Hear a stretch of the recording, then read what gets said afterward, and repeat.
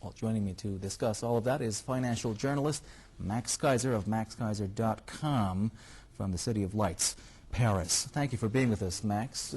Starting with the U.S. government's private-public partnership plan, do you think it'll be enough to get credit going again and help recover the economy? No, it's just more of the same kind of problems that we've seen so far. This plan that's being put forward is merely shuffling the debts around, as we've seen Wall Street and Washington do now for a number of years. They pay themselves more fees. I see that Union Bank of Switzerland, UBS, had to pay a fine to the U.S. government of $750 million, and as part of that, part of the fine, as part of what they had to make whole with the U.S. government, the U.S. government gave them a $5 billion present vis-a-vis the bailout of AIG. So in the case of UBS banks, they had to pay a $750 million fine, but they made $4.25 billion from a gift from the U.S. taxpayer. So that's the way America is going after the bankers, by showering them with more taxpayer money. And groups in the U.S. like Business and Media Institute in America is supposed to be reporting on these affairs, but they are a shameless propaganda mechanism for the right-wing smear machine at Fox News and Glenn Beck and Rush Limbaugh and Bill O'Reilly, the real propaganda meisters in America that are keeping the American public completely in the dark about the embezzlement and fraud that's destroying their economy, destroying their currency, and destroying future generations. And this plan, Max, is the brainchild of the Treasury Secretary Timothy Geithner. Questions are being raised about his ability to restore health to the U.S. economy. But if he does step down, would anyone filling his shoes be able to make any difference, given the scale and depth of the crisis?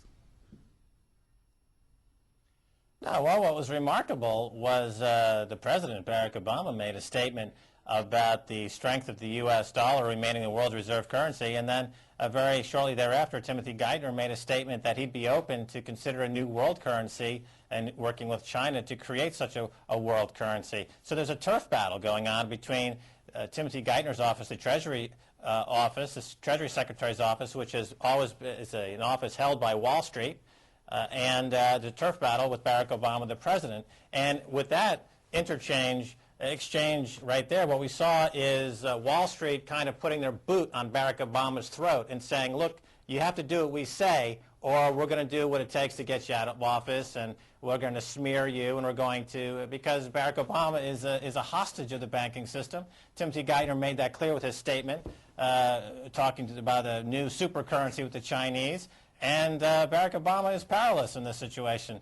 He inherited the same powerlessness from George Bush, who was equally powerless in the face of Wall Street bankers, Goldman Sachs, J.P. Morgan, and the whole crew of worthless counterfeiting and fraudulent embezzlers that have basically confiscated from the American people their entire net worth for several generations to come. America's got something like $50 to $60 trillion of unfunded Social Security liabilities, Medicaid, Medicare liabilities. America is technically bankrupt, and we're going to see some additional problems with the U.S. dollar, but not before you see the UK pound go the way of the Icelandic krona. This is going to be a thing of beauty. The UK pound is about to go the way of the Icelandic krona, belly up, and I'm sorry to say, but for those of us who have been talking about the UK pound losing virtually all of its value for the past 3 years, as I've been talking about for 3 years on outlets around the world, this is kind of a very, very predictable outcome. But Gordon Brown is doing nothing to help the UK pound. He's also equally held captive by the same Wall Street bankers, and his response going into the G20 meeting is a bit... If we could go back to the issue of the strength of the U.S. dollar that was raised at President Obama's second news conference on Tuesday. He said the dollar is still strong. But what do you think? Is it still strong, or is it goodbye to the greenback? If the dollar was strong, the U.S. would be able to raise interest rates and to attract capital. But they're, in fact, lowering interest rates to try to export their problems to other countries. Now, right now, the U.S. dollar is kind of the leper currency with the most fingers. So as these other currencies like the British pound go out of business, and as other countries are suffering enormous pressures to unwind what's been going on in their countries, the U.S. dollar is benefiting temporarily from that phenomenon. But the trend for the dollar is down, and you see an occasional bear market rally, as we've seen over the past 12 months. But the trend is definitely down. The U.S. is the empire that's losing an empire. And no matter what these Business and Media Institute shills over there in the U.S. say, they should be more forthright and honest with their own constituency, but that's not what they're paid to do, is it? Of course not. Talking about that super alternative reserve currency to the dollar, then the turf war that you just mentioned, well, that's a call by the Chinese central bank. Do you think it is feasible that there will be an alternative reserve currency to the U.S. dollar?